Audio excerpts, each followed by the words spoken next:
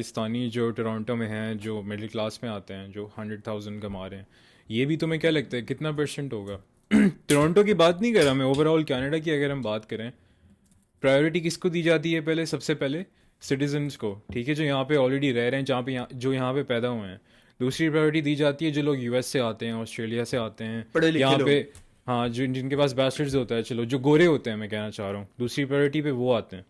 तीसरी प्रायोरिटी पे जाके आते हैं भाई पीआर वाले, तीसरी प्रायोरिटी पे जाके, और फिर आते हैं इंटरनेशनल स्टूडेंट्स वगैरह, जो बॉटम ऑफ द पाइल होता है। वर्क परमिट वाले भी आते हैं। अब एक एग्जांपल ले लो यहाँ पे, अब जब ये रशिया और यूक्रेन के जो मसले चल रहे थे, ठीक है, उसकी वजह से जिस स्टेट में हम लोग रहते हैं ना, मैंने देखा है यहाँ पे बहुत सारे यूक्रेनियंस आए थे, राइट? राइट, अभी बहुत भी आ सारे रहे हैं। अभी भी आ रहे हैं, अच्छे खासे आए हैं, ठीक है।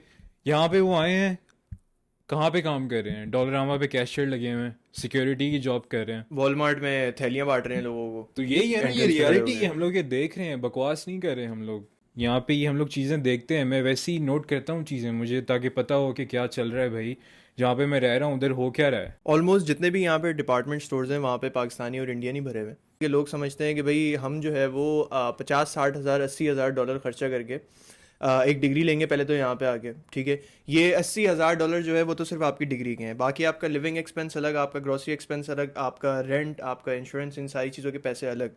और जो फ्लाइट करा के आप यहाँ पे आओगे, जो खर्चा आप यहाँ पे जो है आने के लिए करोगे, वो खर्चा अलग।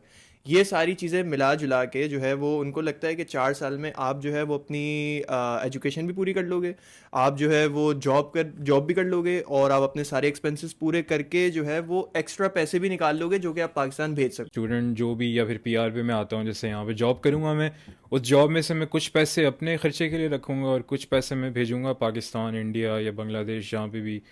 इस तरह ही होता अपनी है फैमिली यार ज़्यादा। अलग पर्सपेक्टिव भी है इसका, फ्रीलांसिंग भी होती है। Exactly. हमारे कितने पाकिस्तानियों के साथ हम काम कर रहे हैं जो वहीं पाकिस्तान के अंदर बैठ के डॉलर डॉलर कमा कमा रहे रहे हैं। अर्न फ्रॉम रिच कंट्रीज, जैसे पाकिस्तान में बैठ के आप यहाँ पे कोई सर्विस बेच रहे हो किसी को, तो आप यहाँ से कमा रहे हो पाकिस्तान में बैठ के, और आप फिर खर्च पाकिस्तान में करो। मतलब सबसे सिंपल तरीका ये कि अगर तुमने डॉलर कमाने हैं तो कंट्री से बाहर जाए बिना डॉलर कमा लो। एग्जैक्टली। हाँ, ज़्यादातर लोग रिमोट जॉब्स के लिए ऑप्ट करते हैं। और अब जाहिर सी बात है, अब कोई कंपनी है जो आउटसोर्स कर रही है, अपने रिक्रूटमेंट कर रही है फॉर एग्जांपल, अब वो देखेगी अगर मैं लोकली डोमेस्टिकली हायर करूँ तो मुझे एक एवरेज बंदा जिसके मुझे जो है दुख दर्द भी सुनने पड़ेंगे, और वो एक बुरे एटीट्यूड के साथ काम करेगा, उसको मैं मिनिमम वेज से ऊपर भी दूंगा।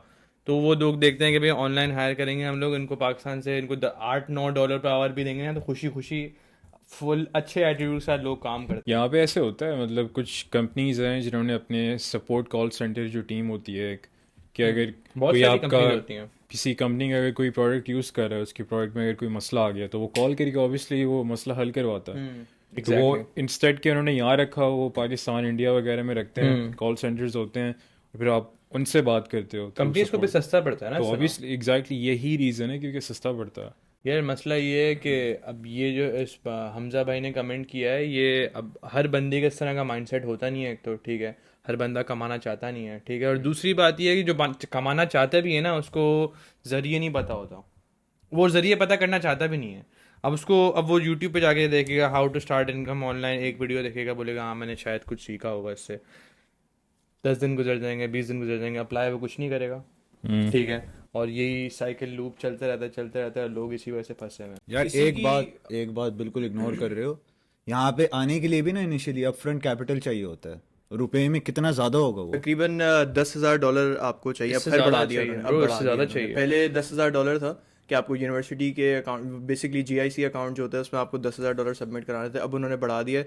10 हज़ार डॉलर पाकिस्तानी तकरीबन बनते हैं कोई 20-25 लाख रुपए के आसपास। यार आपने Something like अब तो that. रिक्वायरमेंट्स और चेंज हो गई हैं। मैं रिसेंटली एक एजेंट से बात कर रहा था पाकिस्तान में, जो अब पाकिस्तानी पासपोर्ट वीक पासपोर्ट हैं, तो वो वीज़ा देते भी मुश्किल से हैं इस वजह से, क्योंकि उनको लगता है कि ओवर स्टे कर देंगे वीज़ा अपना, और जो है ये इलीगल स्टे करेंगे।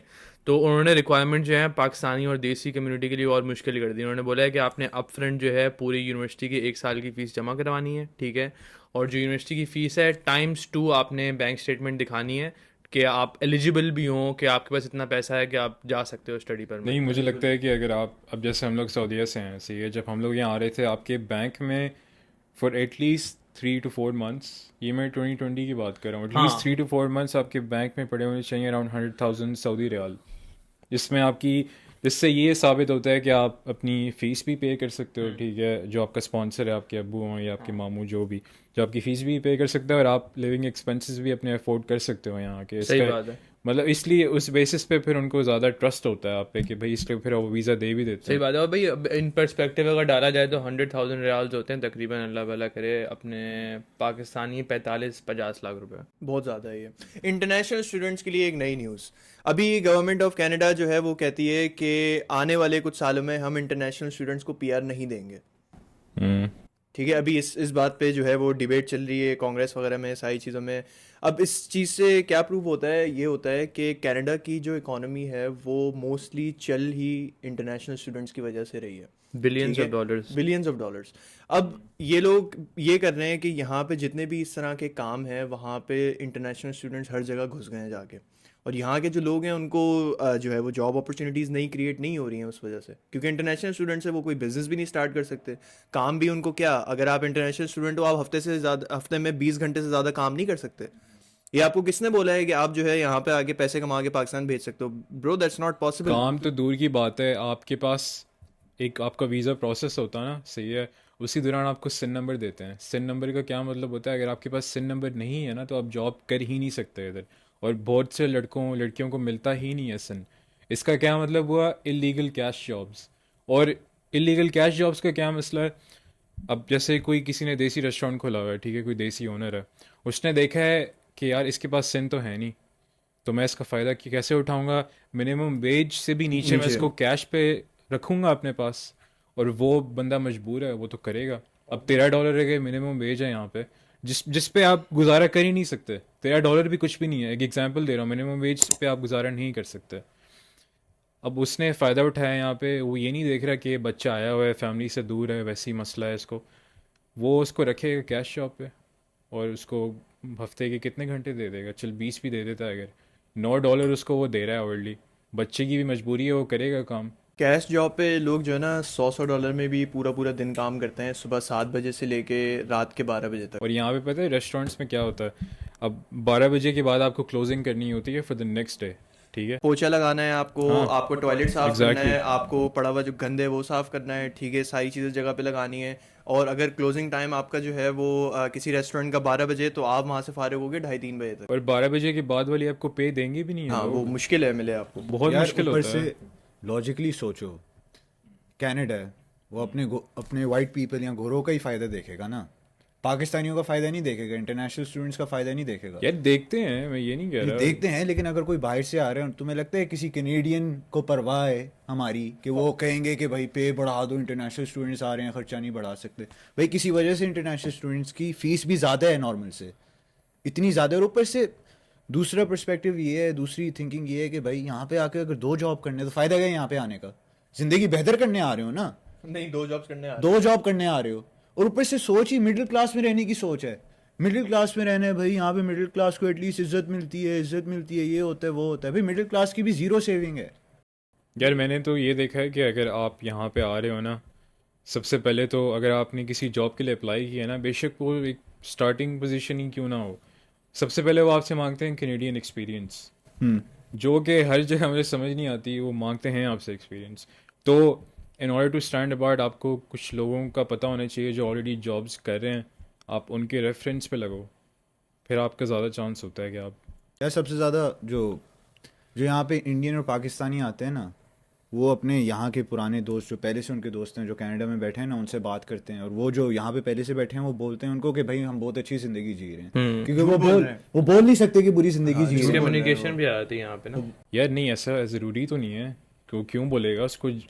जब मैं यहाँ पे आ रहा था, मेरे कुछ जो दोस्त हैं यहाँ पे, अगर मैं उनसे बात कर रहा हूँ, वो मेरे मुंह पे झूठ तो नहीं बोलेंगे कि भाई हमारी ज़िंदगी तो यहाँ पे बहुत अच्छी है। मुझे तो स्ट्रेट अप पता चलता था कि ये लोग क्या कह रहे हैं इधर। नहीं, लेकिन वो ड्रीम्स होती हैं ना, वहाँ पे वो एक इमेज बना के आए हुए थे, और बाकी सबकी भी इमेज वही बनाई थी कि ये कनाडा में बहुत अच्छी ज़िंदगी होनी है, कनाडा जाऊँगा, सबकी मदद करूँगा। ये पर्सपेक्टिव की बात है ना। अब एक बंदा लोअर एशेलॉन्स में अगर है, ठीक है, अब वो जो है 8 घंटे की जॉब करके आ रहा है और फिर 3-4 घंटे अलग से ऊबर चला रहा है, घर पे आके उसको मतलब उसने जो है 3-4 दिन पुराना खाना खा लिया और एक जोड़ा मार लिया, तो उसके लिए वो एक अच्छा दिन भी हो सकता है। अच्छा, it's a good day, It's a good call day. It a good day. And में अगर जोड़ा मिल गया तो इट्स अ गुड डे। तो पर्सपेक्टिव की बात आती है। अब उस बंदे के हिसाब से देखा, हाँ यार मैं क्या जिंदगी गुजार रहा हूँ यहाँ पे, अपने दोस्त को बोल रहा होगा वो आईफोन 15 है मेरे पास, नया लैपटॉप है मेरे पास, गाड़ी है मेरे पास, तो मेरी सिविक लाइफ में तो घूम सेट रहा है। हूँ।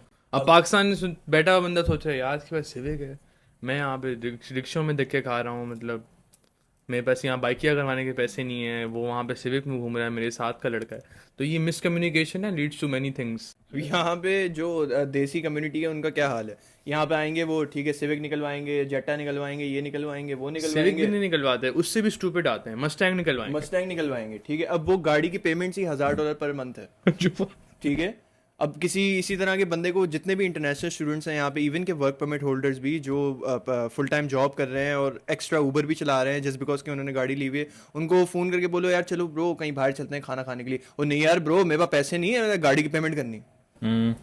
ये तो हाल है, पिज्ज़ा खाने के पैसे नहीं है उनके पास क्योंकि उनको गाड़ी की पेमेंट्स करनी है। यार सबसे बड़ा मसला इधर ये है कि प्लान नहीं करते, उनको लगता है बस कनाडा पहुंच जाएंगे तो सारा कुछ अपने आप ठीक हो यार प्लान जाएगा। तो कोई भी नहीं करता इस तरह टू एन एक्सटेंट। आप जब तक यहाँ पे आते हो, आप जब तक धक्के नहीं खाते ना, आपको आपका दिमाग खुलता नहीं है कि यार मैं किधर यू हूँ। Learn as you go. नहीं रिगार्डलेस यार, अगर वहां से कोई पाकिस्तान में कह रहा है भाई कनाडा जाऊंगा अपने आप जिंदगी सेट हो जाएगी, यार ऐसा वो नहीं होता। उनका माइंडसेट इसलिए ऐसे होता है क्योंकि सोशल मीडिया पे अगर उनका कोई दोस्त है जो कनाडा में है, वो खुद पाकिस्तान में बैठे हुए हैं, वो अपने दोस्त की स्टोरीज देख रहे हैं, इसके पास नया आईफोन भी है, इसके पास नया लैपटॉप भी है, इसने गाड़ी भी ले ली है, उनके हिसाब से तो भाई लाइफ है इसके दोस्त की। सब कुछ फाइनेंस पे, लेकिन यहाँ पे डेट पे चलती है एग्जैक्टली जिंदगी। उनको ये नहीं समझ आती कि उनका दोस्त 7 दिन काम करता है हफ्ते में ताकि वो अपनी पेमेंट्स निकाल सके, Payments और निकाल किस तरह की जॉब्स करता है वो तो मैं बात ही नहीं करता ना। इस ऐसे ही तरह है। वो स्ट्रगल कर रहा है, अब उसने गाड़ी भी निकलवा ली है तो गाड़ी की पेमेंट्स उसको करनी है, तो उसकी वजह से उसको जॉब पे जाना ही है, वो बाउंड है टू गो। घर जो है वो नेसेसिटी है, लग्जरी नहीं है। गाड़ी लग्जरी है, गाड़ी नेसेसिटी नहीं है। एक घर आपका जो है वो नेसेसिटी है। अब बात ये है कि उस नेसेसिटी को पूरा करने के लिए आपको किस सिस्टम के थ्रू जाना पड़ेगा। वही मॉर्गेज वगैरह आप निकलवाओगे जो हर साल जिसका रेट बढ़ता जाएगा, एंड आप उतना ही डीप जाते रहोगे डेट में। मैं हाईलाइट इस चीज़ पे कर रहा था कि यहाँ पे सिर्फ छत लेने के लिए ना आपको अल्लाह ताला से जंग लेनी पड़ेगी। क्यों? इंटरेस्ट की बात है इंटरेस्ट ना, सिस्टम, वही ठीक तो। है। यहाँ पे आपका घर हो, आपकी गाड़ी हो, आपका मोबाइल फ़ोन हो, कुछ भी हो, XYZ, इवन कि आप इंश्योरेंस भी पे कर रहे हो, उसमें भी इंटरेस्ट होता है कहीं ना कहीं, ठीक है। तो आप खुली तरह अल्लाह ताला से जंग ले रहे हो यहाँ पे। फिर आप एक्सपेक्ट कर रहे हो कि आप बोलो कि यहाँ पे कनाडा में लाइफ बहुत अच्छी है और हमारी चीज़ों में बहुत बरकत हो रही है। भाई कैसे बरकत होगी जब आप अल्लाह ताला से लड़ाई ले रहे हो। और ये तो एक एग्जांपल दे रहा है। तो अगर फराज से मैं अगर बात करूँ, चंडीगढ़ की बात कर रहा है ना ये, अगर मैं यहाँ पे इस तरह के लोगों को जानता हूँ जो पाकिस्तान में डॉक्टर्स थे, वेल सेटल्ड, इंडिया वगैरह में, यहाँ पे आके क्रेडिट कार्ड बेच रहे हैं मॉल्स में। क्यों? यहाँ आके क्या कर रहे हैं? उबर चला रहे हैं। ऊबर चला रहे हैं। भाई यहाँ पे उस दिन मैं उबर में बैठा हुआ था, मुझे बंदा कहता है कि उबर में पैसा बनाना इम्पॉसिबल हो गया है अब, क्योंकि इतने उबर ड्राइवर्स हो गए हैं यहाँ पे, और ज़्यादातर कौन होते हैं? देसी होते हैं। ज़्यादातर उबर ड्राइवर्स देसी हैं, ज़्यादातर सिक्योरिटी गार्ड्स देसी हैं, ज़्यादातर जो ये फूड डिलीवरी वगैरह करते हैं ये देसी हैं। Gas stations पे सारी काम इनमें करने सारी जॉब्स जो लेबर जॉब्स है ना, उन सब में जो देसी ही होते अनस्किल्ड हैं। लेबर है 80% basically। देसी ही होता है उसमें। और ऊपर से जो उबर चलाता भी है ना, वो अलग से एक स्किल्ड लेबर की फोर्स में भी है, मतलब अकाउंटेंट है और हाँ। साथ में उबर भी चला रहा है। एग्जैक्टली। क्योंकि स्किल्ड लेबर से जो कमाई हो रही है ना, एक स्किल्ड जॉब से जो कमाई हो रही है, वो भी उसकी लिविंग स्टैंडर्ड्स को कंप्लीट नहीं कर पा रही, वो भी उसके खर्चों को नहीं निकाल भाई पा रही। एग्जैक्टली हम लोग मेजोरिटी की बात करेंगे ना, मैं ये नहीं कह रहा कि सारे सारे पाकिस्तानी या सारे देसी यहाँ पे रुल रहे हैं। 10-15-20% होंगे और हैं। 10-15-20% बहुत कम मैं है। बहुत एक ज्यादा बता एग्जांपल रहे दे हो रहा हूँ। भाई। 10% तो कह सकता है तू कि यहाँ पे हैं देसी कम्युनिटी जो एक घर है, जिनके पास गाड़ियाँ हैं, वेल सेटल्ड हैं, लेकिन मेजोरिटी तो नहीं है ना। हम तो ये मेजोरिटी की बात तुम करेंगे वो ना। भी तो देखो, जो अगर हैं लाइक माइनॉरिटी में जो वेल सेटल्ड हैं, वो जनरेशंस रह रहे हैं। और अगर वो घर में 1973 में आए थे हम, हाँ। अभी हमारी दूसरी जनरेशन चल रही है यहाँ यार पे। मसला पता है क्या? अब जैसे यहाँ पे अक्सर मैंने एक कमेंट भी पढ़ा था, मुझे याद नहीं है, वो कह रहा था कि हमारे रिश्तेदार वगैरह भी यहाँ पे हैं, वो तो सही हैं, बिल्कुल अच्छी जॉब्स कर रहे हैं। उनमें और आप में ये फ़र्क है, जो वो आए थे ना जब, तब घर की प्राइसेस वगैरह भी इतनी वो नहीं थी, जॉब्स वगैरह भी थी। अब इतनी आवाम आ रही है कनाडा, हर साल पता नहीं कितनी आवाम आ रही है। अराउंड 500,000 लोग ये लोग देते हैं हर साल पीआर। ब्रो पीआर की बात नहीं कर रहा मैं, नए जो लोग आ रहे हैं यहाँ पे उठ के कितने ज़्यादा हो गए हैं। यार तुम्हें मसला ये लगता है कि उस तरह जॉब्स हैं जितनी आवाम आ रही है? नहीं है। क्यों? क्योंकि सारे ऊबर चला रहे हैं, वो इसलिए तो सारे ऊबर चला रहे हैं क्योंकि जॉब्स नहीं है इतनी। और उसके अलावा एआई भी तो कितनी जॉब्स रिप्लेस कर रहा है, ये लोग उस फैक्टर को भी अकाउंट इन नहीं कर रहे हैं कि एआई की वजह से वैसी यहाँ पे लोगों की जो गोरों की जॉब्स हैं वो स्टेक पे हैं। अब गवर्नमेंट अगर देखेगी भी तो वो अपने लोगों की जॉब्स को देखेगी, वो इंटरनेशनल स्टूडेंट्स की परवाह करेगी भी ये नहीं। मसला सिर्फ कनाडा में नहीं है, हम तो चलो स्पेसिफिकली कनाडा की बात कर रहे हैं, बैरून मुल्क पाकिस्तान के बाहर किसी भी जगह पे आप चले जाओ ना भाई, मेहनत तो आपको वहाँ पे भी करनी पड़ेगी, आपको वहाँ पे भी ज़ीरो से ही स्टार्ट करना है। दुनिया में आप कहीं भी चले जाओ, कोई भी करेंसी ऐसी नहीं है जो पाकिस्तानी करेंसी से स्ट्रांग हो।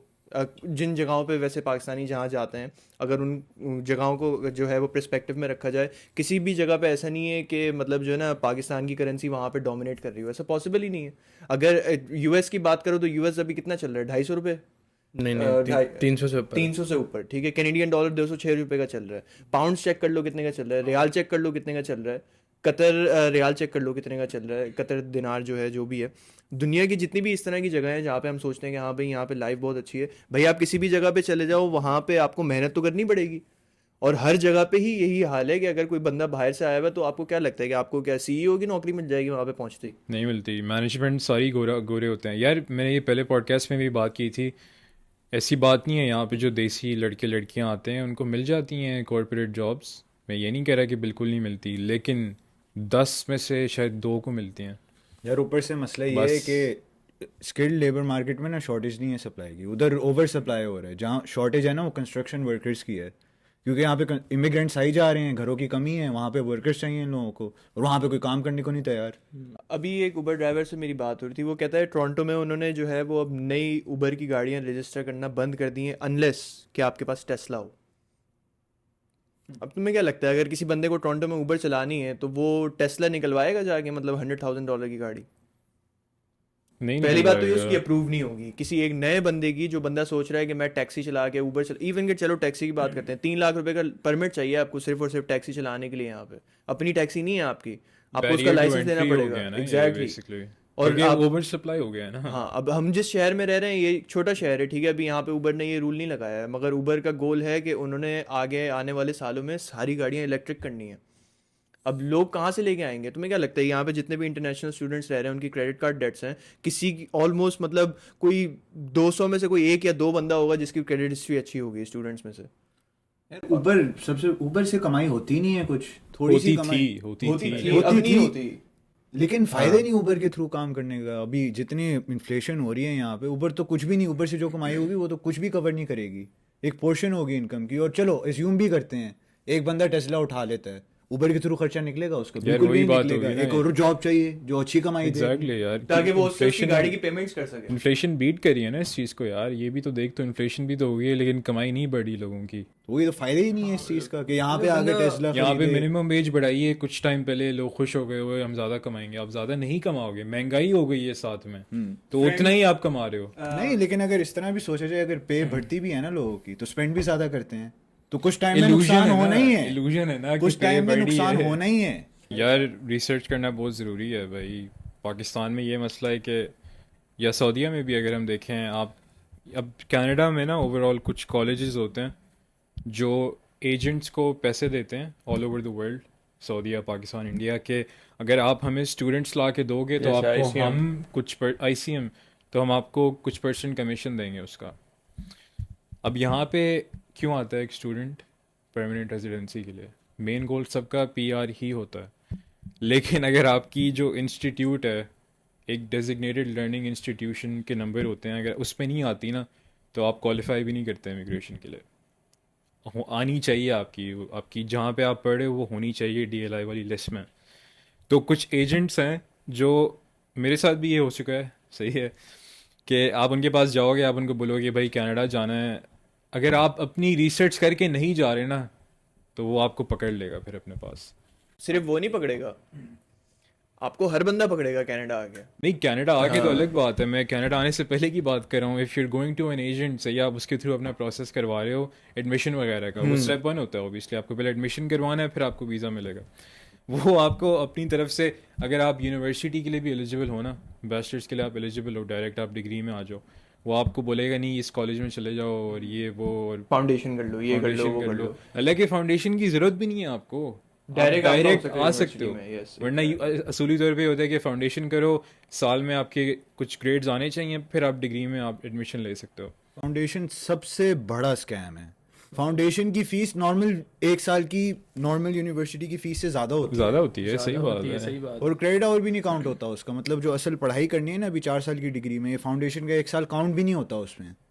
हाँ नहीं तो मतलब कहने का मकसद ये है कि एजेंट्स आपको बहुत ज़्यादा मिसगाइड करते हैं, और क्योंकि उनका भी एक फाइनेंशियल इंसेंटिव होता है, वो क्यों नहीं अपना देखेंगे, वो भी तो अपना पहले? पेट भरेंगे ना यार। वो भी अपना पेट भरेंगे, तो मैं उनको ब्लेम नहीं करता। सही है, आपको हमेशा अपनी रिसर्च करनी चाहिए। आप अगर आप किसी कॉलेज में एडमिशन ले रहे हो, सही है, आप यूट्यूब पे सर्च करो, कॉलेज के 100 व्लॉग्स आ जाते हैं, आप देखो ये लेजिट भी है जगह कि नहीं।